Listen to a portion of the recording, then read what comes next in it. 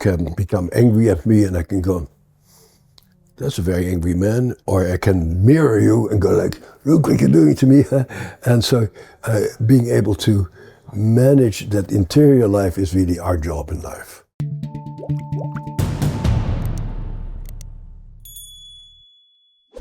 Bessel van der Kolk, welcome to How the Light Gets In Festival.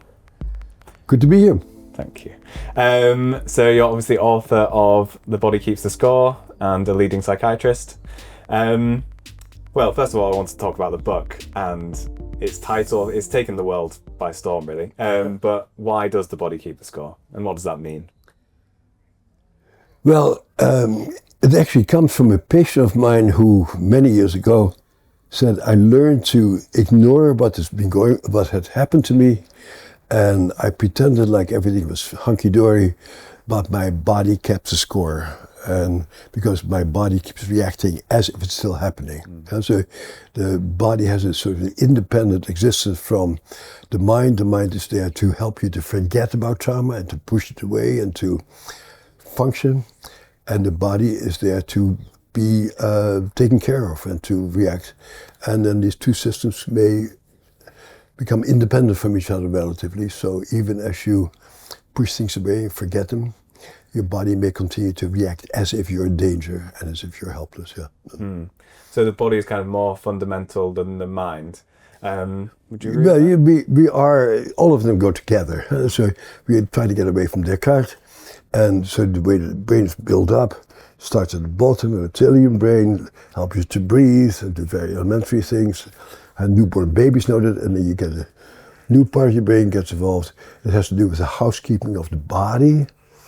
So learning how to sleep and to eat and to get the rhythm going and reacting to your environment in certain ways that's really based on your early experiences, that your self-system gets organized on a non-verbal level, and then the frontal lobe comes online where you have language and stories and interactions with other people on the verbal level.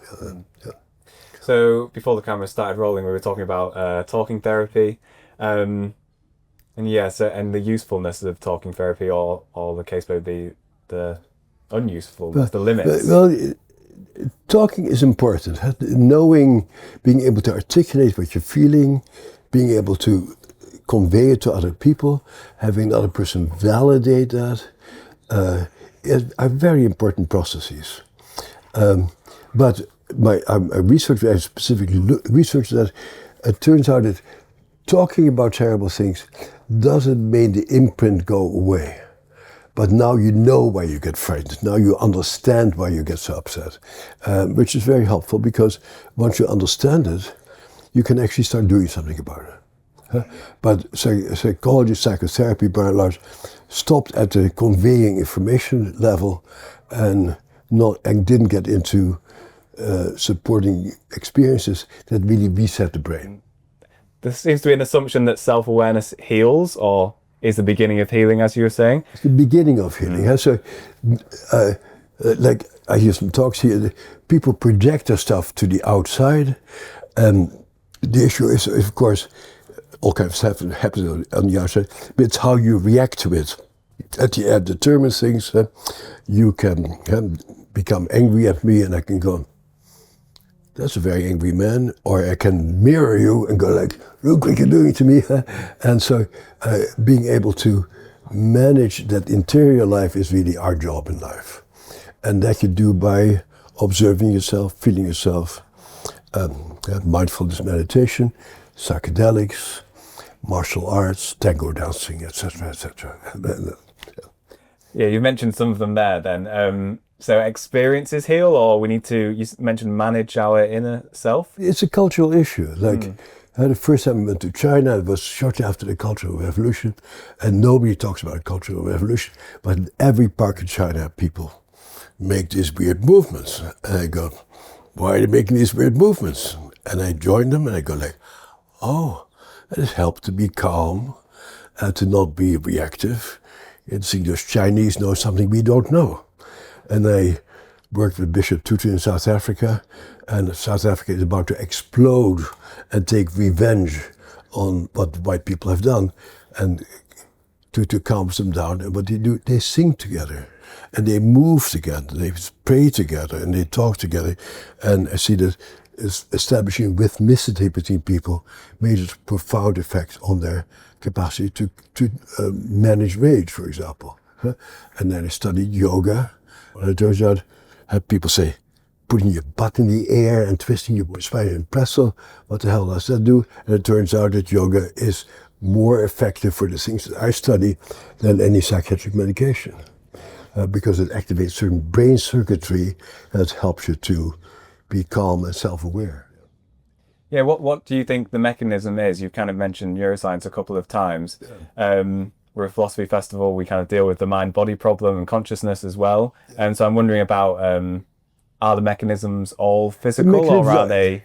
No, the mechanisms are basically the different parts of the brain get to talk to other parts of the brain. So yoga very much showed it in neuroimaging, that if you spend a lot of time paying attention to your body, you activate the insula, part of your brain that connects your body awareness, and you can learn to calm your body down by making these movements. So you change neural circuitry, basically. Yeah. Mm.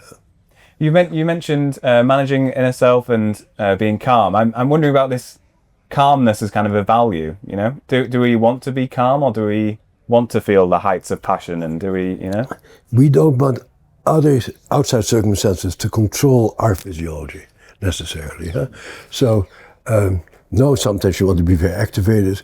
And so one of the things that we haven't studied, because there never have been any money for it, is that Nelson Mandela told me that the thing that helped him on Robben Island to become the saint-like person he is, he said, it is boxing. And I got boxing, and he says, yeah, you obviously are not a boxer, because when you box, you anticipate what the guy is going to do, and as he moves, you anticipate what he does. You need to move your body and return, and as you do that, you need to already plan your next move. And I go, exactly, that's the neural circuitry of agency that we need. And so I always wonder about boxing and martial arts as treatment of disturbed states, actually. So there's self-defense or kind of avoiding an attack? No, it's really the engagement. It's just like in tango dancing. It is moving in a way that gets you in sync and effective. There's not defense. Well, I think for people who have been traumatized, doing self-defense is very helpful, actually, because you get a sensation in your body that I can defend myself, and so that chronic helplessness that you ordinarily get and flailing can get organized. But it's not so much defense, it's really organizing your mind for optimal functioning, basically. Okay. You mentioned psychedelics. I do have an interest in psychedelics. What do you think the psychedelic experience is my first question. Well, I've been studying psychedelics for the last 10 years. Just closed my psychedelic lab, and our results were just spectacular, like nothing I expected either. Huh? And people go into a trance-like state where the usual connections in your brain get dissolved in a way, so you enter into a new magical space. And on psychedelics, you can sort of rearrange the circuitry in your brain, so you really look at the world to some degree through fresh eyes. Very particularly relevant for trauma, because when you have been traumatized, your whole brain, mind is organized like, I'm going to get hurt and terrible things are going to happen to me. And then you get very constricted and narrow, and you interpret many things about you in the light of, is this dangerous or safe? And that becomes your basic preoccupation. And in psychedelics, you get to see, oh, the universe is so much larger than I thought it was, and it really opens up people's minds to psychedelic was Humphrey often coined the right term. It's the mind manifesting part. You get to know this mind that you inhabit, and it's the big new thing actually for science and for medicine. Where do you think the future is heading in the psychedelics? Well, what's interesting is actually we wrote a whole bunch of very careful scientific papers. One of which won the prize from the journal Science as one of the greatest scientific breakthroughs of the year, 2 years ago. And recently the FDA in America just said, no, we won't declare it legal, you're stuck. And all of us are just, our minds are blown because our science was so careful and so good. So this clearly was not a scientific decision. It was really a decision like, this is going to change our basic mindset too much that we're not ready. And so we're back in the Nixon years right now of these drugs will ruin your brains, even though our research so clearly showed that how good it can be. Yeah, I mean, people in the 60s argued it was kind of government control against the Vietnam War, which obviously you've worked very closely with. So you think the same thing is happening again with the recent FDA decision? I was astounded by it. It sounded like Nixon times. I mean, I was there. I had Timothy Leary's old office at Harvard, so I lived through the first revolution cautiously. And it was really just amazing what has happened. Something to do with drug companies and pharma and money, and maybe also the terror that people might feel pleasure. And pleasure? No, we don't do pleasure. We help people not to feel their pain. But open up your mind, that's not what we do. The terror that people might feel pleasure. Why people, what's scary about pleasure? Why do powers the that be whole scared of medical pleasure? culture is of let's manage people and let's control it. Nobody should get out of control. Like mental health was rebaptized. It's called behavioral health. To me, behavioral health means don't be a pain in the ass. That's not like, it's not about your mind expanding, it's about just behave yourself properly. It's like, behave properly or we'll send you to the madhouse. It's a threat, isn't it? It's a think the way we think, act the way we act, or we'll send you here. I think that's still our culture. Yeah, Although still our culture. Traveling around London the last 2 weeks, I go like, there's a pretty open culture. You guys don't seem to be afraid of pleasure anymore. It's very nice to see that. This is good. I'm glad. Okay, just returning to the mind and language. I'm just going to read a bit of your book where you quote Helen Keller, who was blind and deaf at the age of 19 months old. She said, when she learnt the word water, it startled her soul. It awoke, full of the spirit of the morning. Until that day, my mind had been like a darkened chamber, waiting for words to enter and light the lamp, which is thought. Right. So I mean, that's quite a striking... It's stunning. Yeah, amazing. Helen Keller is like, oh my God, the person who cannot see, cannot hear, discovering the world through her senses. And I'm like, wow.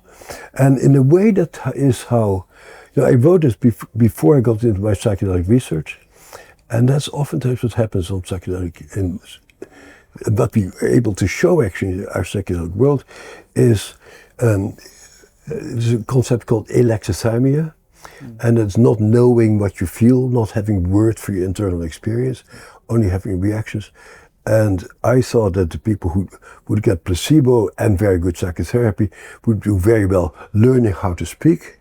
It turned out that people who took MDMA, ecstasy, Molly, and therapy also, were much more able to really identify the internal world, and they developed a language for themselves. That was really quite a stunning experience. To some degree, not nearly as dramatic as Helen Keller, of course. A lot of her patients were very, very hurt and pained and constricted people, and they had a Helen Keller type experience of, I now know who I am, I know what the world looks like, and it's something, some veil dropped off their eyes. Language was very important, actually. Yeah, something very strange happens to language on psychedelics and in the psychedelic experience. And I wanted to ask, what is the role of language for the human being, and also what kind of what role does language play in consciousness? And then also, given that like Genesis opens with "in the beginning was the Word," yes, what do you make of kind of? There's something about this original word that gives rise to consciousness, or does something to consciousness, or what do you think it is? Without words, you don't have mental flexibility. This whole conference is about, on the one hand this, on the other hand that. Let's look at it this way, let's look at it that way.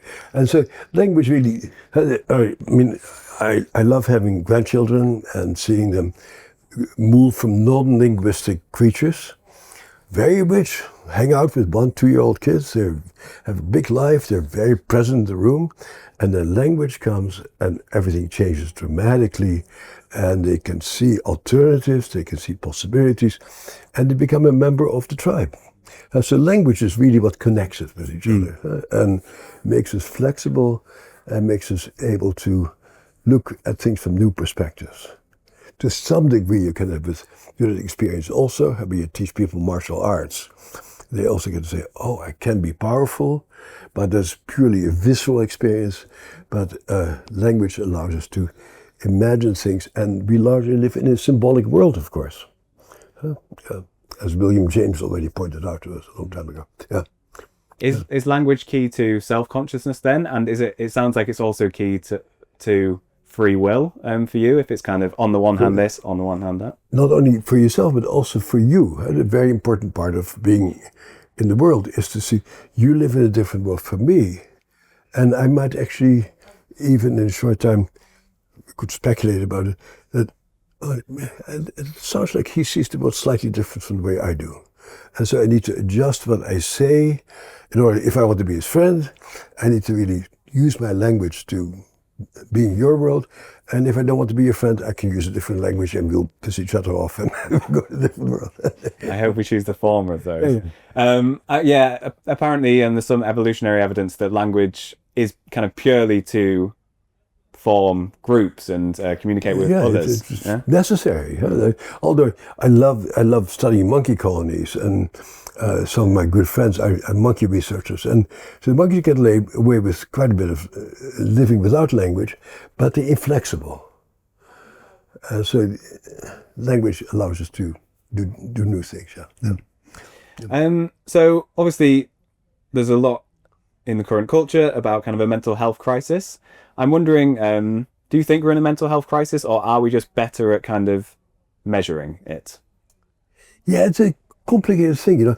I keep being impressed with how vastly better the world is than it used to be. When I think about my grandparents and I go to the National Portrait Gallery here in London, when I think about Dickens's London, oh my God, how far have we come in 150 years? There's much less poverty, etc. And then there's an issue happening here that is worrisome, and I'm a little bit with Jonathan Haidt on that the issue is screens. Is what, sorry? Screens. Yes. Very complex issue, because again, as a therapist, we also use screens, and we're able to continue our practice on Zoom, and we have a almost real connection via Zoom, but not quite.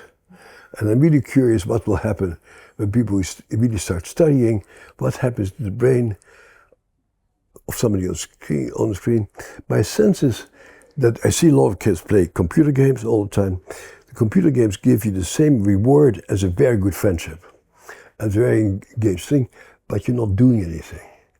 And so you lose your sense of empathy, and you lose your sense of, I need to put in my own soul and heart into this relationship. And I observe kids, I love to observe 7, 8, 9-year-old kids who are playing it together and doing things together and negotiating things. And it's a very rich and beautiful experience to see children acting things out. I was in the town library of a little town where I live, and I heard some 10-year-old girl play out what happens if you would get pregnant 5 years from now and you have to tell your parents. Like, wow, they're just playing it out. And then my son was telling me just before he came over here that his 7-year-old daughter was playing with a friend of what it would be like to be an obnoxious teenager. And so playing and trying things out, that's who we really are. But it's a negotiation between people where I need to take account of you and I need to stay in tune with you. And I think that screens may be subverting that very essential human capacity, but in a very worrisome way, actually. I think it may lead to much more, like what we see in Trump, projection of your own feelings, not understanding other people's motivation, having permission to do terrible things to people who are not like you, and really this capacity to really negotiate complex relationships may be severely subverted, and the source of joy in life, real joy, is friendship. Is really people being on the same wavelength. You don't walk away from your computer having a sense of joy. You may have a sense of, boy, that's exciting, but the sense of, that is so sweet, is really what we have from other people. Mm. Yeah. So you're worried about social media, iPhone culture. Yeah. I'm very much into theater, actually. We are supporting theater in a major way. We are promoting theater in various venues, actually, in schools, for example, and to really, for kids and prisoners to work together on producing a play and to be different characters, to feel what it feels like to be somebody else, to play a mighty queen or to play a warrior. That's what it feels like, and for people to really become physically and mentally more flexible in terms of their interactions with other people. Yeah. Mm. And why is that flexibility important? And why is kind of playing different roles important as well? Well, if you don't, you get stuck in your prejudices and in your fixed system. It's interesting, I heard a thing yesterday about naval issues in the 21st century, and talk about China and America and the China Sea. I've been there a bunch of times. I go like, they're talking just like British naval officers from the 1900s.